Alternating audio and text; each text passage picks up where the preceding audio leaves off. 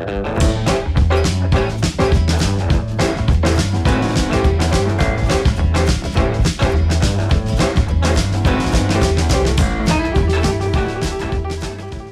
aí pessoal, tudo bem? Sejam bem-vindos a mais um vídeo aqui da Acrópole Revisitada. Eu sou o Luigi e hoje eu vou fazer uma resenha, vou falar um pouquinho sobre as minhas impressões de leitura sobre esse livro aqui, o Rasga-Ossos, da Sabrina Dalbello, que saiu em 2020 pela Penalux. Olha aqui, Penalux, que vocês já sabem, né? Provavelmente, para quem não sabe, vai a informação, publicou o meu último livro chamado Os Passos Vermelhos de John. Dá para comprar lá no site da Penalux, dá para comprar na Amazon também, em estante virtual. Não é o primeiro livro que eu leio da Sabrina, eu já li um outro que também é de poesia, tá? Eis um livro de poesia, o Lente de Aumento para Coisas Grandes, e eu fiz uma resenha no blog, vou deixar aqui na descrição do vídeo a resenha. E a Sabrina também participou aqui de uma live, tá? Ela participou de uma live e uma entrevista, tá? Um bate-papo bem legal. E eu vou deixar também aqui nas sugestões para vocês assistirem, tá bom? Nunca é fácil de falar de poesia, mas eu vou falar um pouquinho das minhas impressões. Só que antes de falar, aquilo de sempre. Não é inscrito? Se inscreva. Ative as notificações. Escreva nos comentários se você é habituado a ler poesia, por exemplo. Se já leu essa autora, se conhece a Penalux, se já leu meu livro, escreva aí também, tá bom? E assista a outros vídeos para que o YouTube reconheça que o canal é importante, tá bom? E se você puder me seguir nas redes sociais, vou deixar aqui as redes sociais. E também eu tenho um outro canal, um canal de língua francesa, que é o Universo Francês. Se você estiver aprendendo francês, passa por lá, tem algumas dicas, beleza? É isso, bora para a resenha de Rasga-Ossos. Nesse livro eu percebi, em relação ao anterior, os poemas estão um pouquinho mais longos e eles têm um pouco mais de uma carga assim de abstração. Eles flertam mais com uma abstração. Então, alguns estão mais para o sentir, né, do efeito da frase, do sentir o impacto daquelas palavras, talvez do que desvendar os seus mecanismos, tá?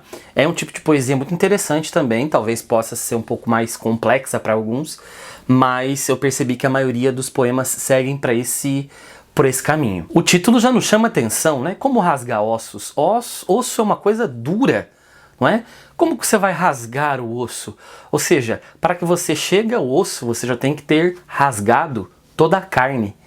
E para rasgar o osso, o ódio, a raiva, a força bruta tem que ser muito grande para você chegar nos ossos. Então eu acho que o título ele já guarda um pouco do que virá.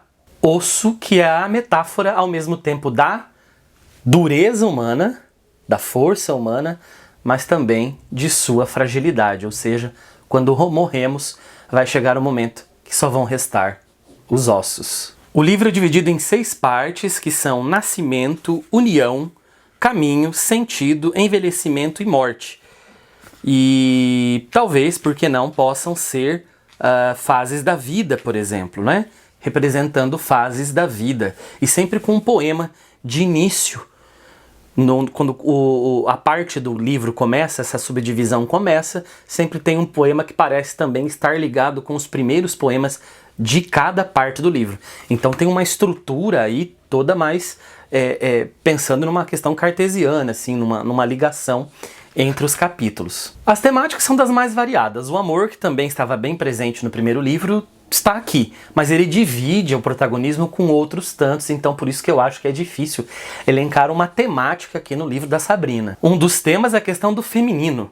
Temos o exemplo do poema Mulher Goiaba. Vamos ver então o que nos reserva aqui nesse poema, vamos falar um pouquinho dele. Mulher é embrulhada em papel de seda ou de presente, selada em espartilho. Não fuma charutos. Mulher não escreve memórias em papel de seda ou de presente. Calada, tem filho, faz goiabada.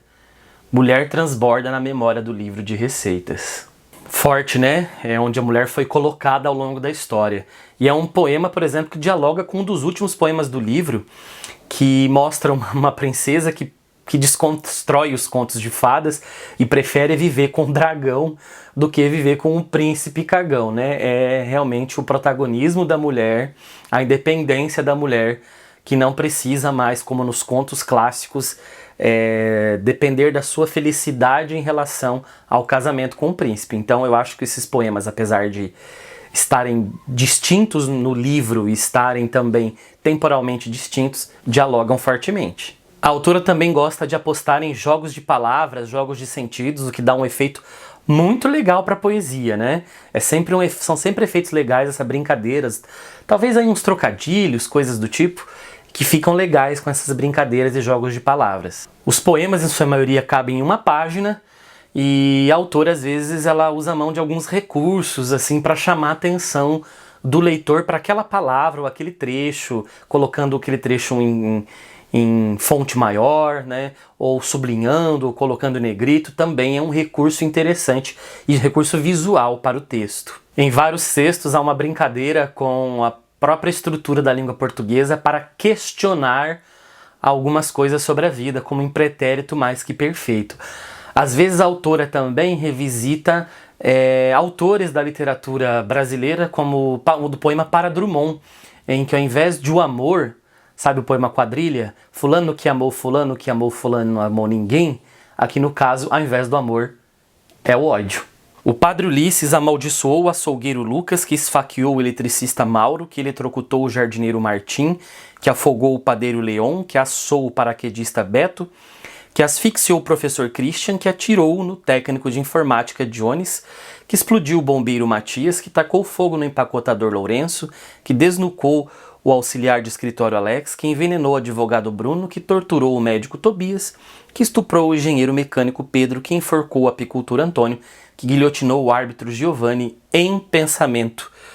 No dia a dia, eles se cumprimentavam. Todos eles, pelo menos uma vez, comentaram ter desejo por Helena, militar condecorada que nunca pensou em matar ninguém. O poema também fala sobre identidades, e em várias maneiras. Às vezes, várias identidades dentro da mesma pessoa, como identidades em si. Ou seja, várias identidades, uma pessoa tendo que lidar com essas identidades. Isso acontece no poema Quantas Pessoas Cabem em Uma. Né? É muito interessante pensar nessas coisas. Há também temas mais fortes, como morte, suicídio. Por exemplo, se eu não me engano, no poema Corda nós temos isso. Apresenta também os temas de medo e desespero, como no poema Tem Alguma Coisa Lá Fora.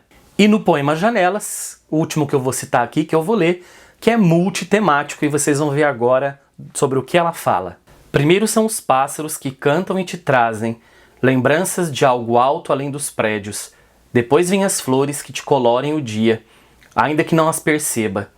E depois vêm os amores que te trazem vida, te iluminam, te chocam, te embriagam, te enlouquecem e são capazes de fazer o fígado borbulhar em chagas. São coisas que te fazem estar vivo, mas tu nem sabes o quanto, pois tu as tem. Alheias estão as janelas, sobre as quais pousam os pássaros. Pairam os vasos de flores e de onde atiram-se ou pensam atirar-se os endoidecidos de amor. Há janelas para quem está vivo, há janelas para quem não tem amor. Um poema que fala de amor, sobre a passagem do tempo, sobre a loucura de se amar, sobre a loucura contra a própria vida. É isso, o que esse poema fala, é um dos melhores do livro que eu achei, tá bom? Gente, é difícil falar porque é muito poema, né? Eu citei alguns que eu achei que são interessantes, tá bom? Coloquei alguns para vocês aí na tela pra gente ler junto, citei os títulos de outros. Então, eu acho que com isso dá para ter um pouquinho de uma noção do que o livro oferece, tá bom? Diga aqui nos comentários se você já leu essa autora, se você conhece a editora, se você costuma ler poesia, tá bom? E é isso. Nos vemos num próximo vídeo, beleza? Um abraço e até a próxima!